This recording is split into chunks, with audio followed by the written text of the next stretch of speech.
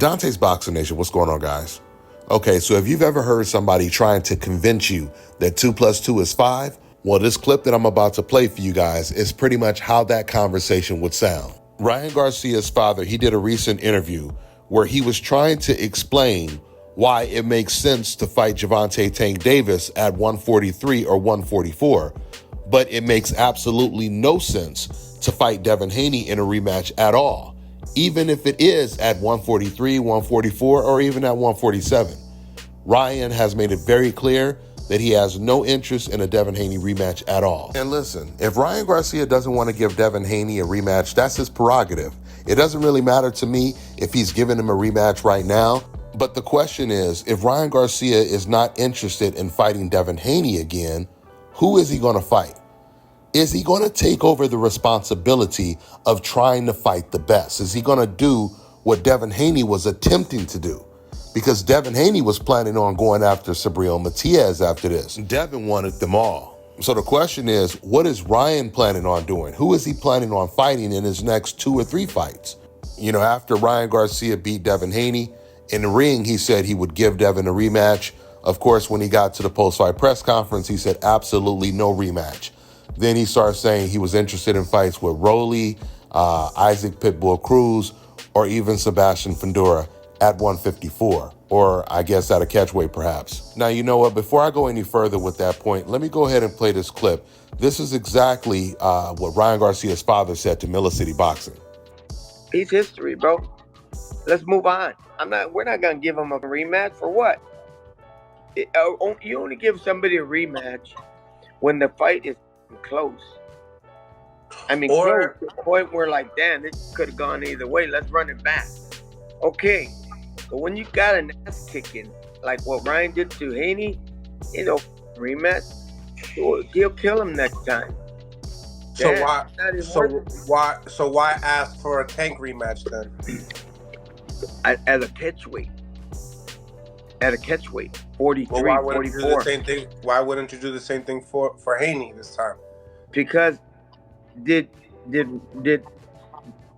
Tank Davis kick Ryan's ass at 100% condition, or were there stipulations? There were definite stipulations. But if you want to do it the real way, let's do it the real way. No stipulations. Let's go 143. We fought Haney the real way. That's the difference. The real way. And that's why we ain't going to give him no rematch. He don't deserve it. He got his ass kicked. Well, I'd rather fight Cruz or Teofimo now. But I'm saying, though, just and I'm not a defense to anybody, but at the end of the day, keeping it funky, it's just like you guys had the advantage on this fight. Tank had his advantage with your. If you know. Wait. What do you mean we had the advantage on this fight? What do you mean by that?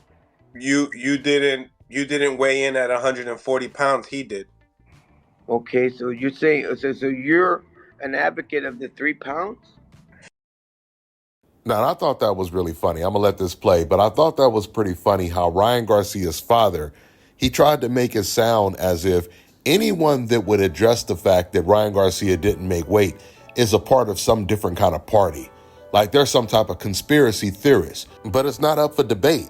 It's a fact that Ryan Garcia didn't make weight, and he didn't even attempt to lose the 3.2 pounds. And not only that, but everyone is talking about the fact that Ryan Garcia didn't make weight. And when I say everybody, I'm talking about from Mexican boxers like David Benavidez, Mario Barrios, Tim Bradley, to trainers and analysts like Teddy Atlas. I mean, you can't keep reminding people about the Gervonta Davis rehydration clause, but you don't want anyone to even talk about the fact that Ryan Garcia didn't make weight. So you're an advocate of the 3 pounds? No, I just believe that when people are aware of what's going on throughout the fight, it's just it gives it room to say, hey, I could do a rematch and do it on these terms. Didn't you hear Ryan say that he can't make 140, bro? So that's what I'm saying. 143, 144. Was it worth it? The money worth it for this fight? Bro, did you see the whipping that Devin Haney took? So like I was telling you guys before this clip, What Ryan Garcia's father was saying, it did not add up because he completely contradicted himself. And let me make this very clear as well. You cannot compare the Gervonta Davis-Ryan Garcia fight to the Devin Haney-Ryan Garcia fight when it comes to going into the fight with an advantage. Because in the Davis versus Ryan Garcia fight, they agreed to all of the terms before they even started to train for the fight. At the time Ryan fought Gervonta, Ryan was already fighting at 135, so he agreed to fight Gervonta at 136, and he agreed to the rehydration clause. But the massive difference is in that fight, both fighters made weight. And there is no advantage for either fighter because both fighters had to do the exact same things to make that fight come to fruition. Both fighters had to make weight, and both fighters could not come in over the rehydration clause limit. In the Haney versus Garcia fight, Ryan Garcia, he agreed to fight Devin Haney at 140, when he knew from the very beginning he was not going to make 140 because Ryan couldn't even make 140 in his previous fight. So Ryan could have easily told Devin Haney when they were negotiating the fight, let's make the fight at 143 or 144 because I'm not sure I can make 140.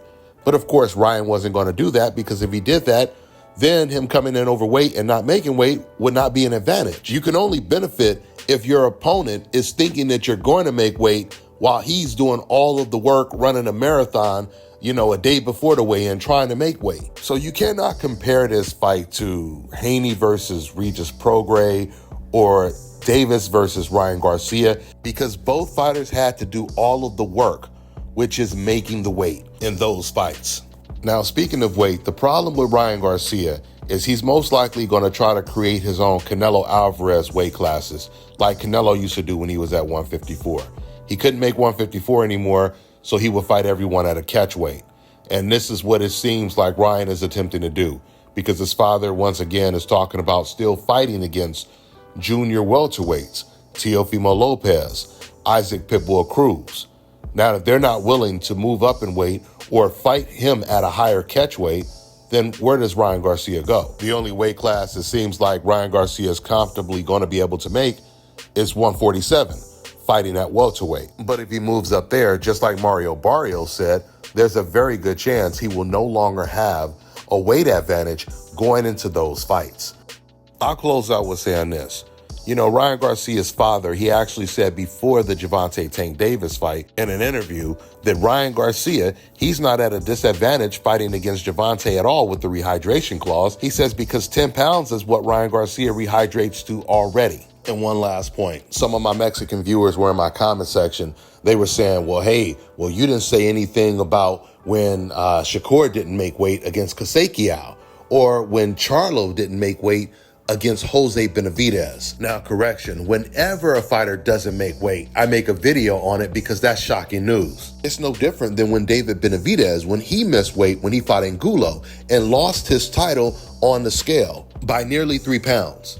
But nobody in the boxing industry was talking about how, David, he had an advantage, or Charlo had an advantage, or Shakur, because these are showcase fights. And this is the reason why I didn't say too much about it. So if Ryan Garcia didn't make weight against Emmanuel Tago, then not too many people are going to talk about that. But if you miss weight fighting against Devin Haney by 3 pounds, of course it's going to be big news.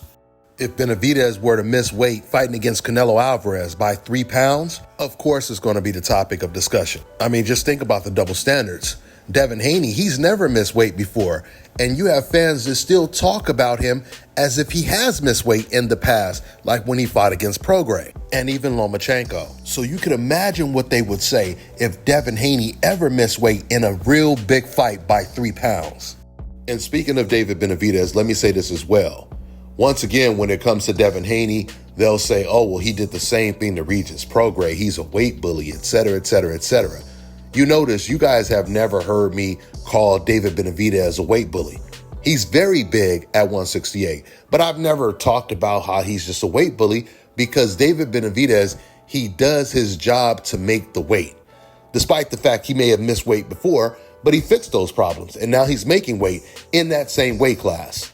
Something that I don't think Ryan Garcia can do. But if he does manage to do it in the future, He should have did that against Devin Haney. That's all I got for now, guys. I'm on to the next one. All right, now check this out, guys. If you're looking to repair eczema scars, burns and bruises, dark spots and blemishes, Fever blisters, diabetic ulcers. this right here is the perfect product for you guys. It's called Elo Key Face and Body Oil. Athletes and top-ranking boxers, they're also using it after training to reduce swelling, inflammation, and to ease the pain. So get yours today. Go to elodekey.com. Like them on Facebook and follow them on Instagram. Let me tell you guys about Issa Israel Law Firm. It is a full-service legal practice based in Denver, Colorado, an emerging hub for combat sports and high-altitude training. If you're a fighter inside or outside of the ring and you need a law firm you can trust to fight for you, visit thefighterfirm.com or email help@iilawfirm.com. Legal representation is usually limited to plaintiffs or defendants in Colorado, but iFirm can help anyone in the world with trademarking their business name, logos, and U.S. immigration issues. This brother has been my attorney for a while and helped guide me through all kinds of business and civil issues, so make sure you guys go to thefighterfirm.com.